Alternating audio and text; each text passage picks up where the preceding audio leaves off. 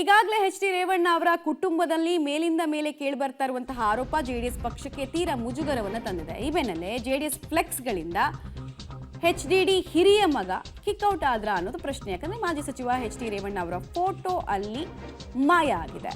ಮುಜುಗರದಿಂದ ಪಾರಾಗೋದಕ್ಕೆ ಜೆಡಿಎಸ್ನವರು ಫೋಟೋಗಳನ್ನ ಹಾಕ್ತಾ ಇಲ್ವಾ ಅಥವಾ ತೆಗಿಸ್ತಾ ಇದ್ದಾರಾ ಅನ್ನೋದು ಪ್ರಶ್ನೆ. ಮಂಡ್ಯನಗರದ ಸೇರಿದಂತೆ ಹಲವೆಡೆ ಬೃಹತ್ ಫ್ಲೆಕ್ಸ್ಗಳಲ್ಲಿ ಜೆಡಿಎಸ್ನ ಹಲವು ನಾಯಕರ ಫೋಟೋ ಇದೆ, ಆದರೆ ರೇವಣ್ಣ ಅವ್ರ ಫೋಟೋ ಇಲ್ಲ.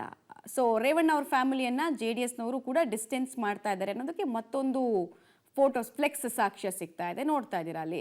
ಸೊ ಕುಮಾರಸ್ವಾಮಿ ಅವರಿಗೆ ವಿಶ್ ಮಾಡುವಂತಹ ಫ್ಲೆಕ್ಸ್ ಇದಾಗಿದೆ. ಸೊ ಅಲ್ಲಿ ಜೆಡಿಎಸ್ನ ಪ್ರಮುಖ ನಾಯಕರು, ಬಿಜೆಪಿಯ ಪ್ರಮುಖ ನಾಯಕರ ಫೋಟೋಗಳಿದ್ದಾವೆ. ಬಟ್ ಕುಮಾರಸ್ವಾಮಿ ಅವರ ಸಹೋದರ ಆಗಿರುವಂತಹ ಎಚ್.ಡಿ. ರೇವಣ್ಣ ಅವರ ಫೋಟೋವನ್ನೇ ಅಲ್ಲಿ ಫೋಟೋಗೆ ಜಾಗ ಸಿಕ್ಕಿಲ್ಲ. ದೇವೇಗೌಡರ ಫೋಟೋ ಗಮನಿಸ್ತಾ ಇದ್ದೀರಾ, ಪುಟ್ಟರಾಜು ಅವರ ಫೋಟೋ ಗಮನಿಸ್ತಾ ಇದ್ದೀರಾ, ಬಟ್ ರೇವಣ್ಣ ಅವ್ರಿಗೆ ಜಾಗ ಇಲ್ಲ ಅಲ್ಲಿ.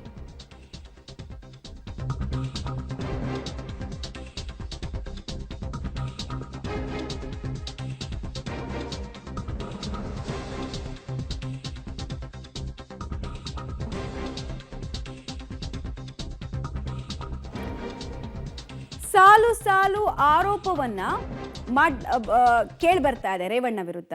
ಒಂದ್ ಕಡೆಗೆ, ಇನ್ನೊಂದು ಕಡೆಗೆ ನೀವು ಆ ಫ್ಲೆಕ್ಸ್ ಏನು ಗಮನಿಸ್ತಾ ಇದ್ದೀರಾ, ಇದು ಮಂಡ್ಯದಲ್ಲಿ ಹಾಕಿರುವಂತಹ ಫ್ಲೆಕ್ಸ್. ಮಂಡ್ಯ ಜೆಡಿಎಸ್ನ ಸಾಮ್ರಾಜ್ಯ ಅತ್ಯಂತ ಬಲಿಷ್ಠ ಇರುವಂತಹ ಕ್ಷೇತ್ರ, ಜೆಡಿಎಸ್ಗೆ ಅತ್ಯಂತ ಹೆಚ್ಚು ಮತದಾರರಿರುವಂತಹ ಕ್ಷೇತ್ರ ಕೂಡ ಹೌದು.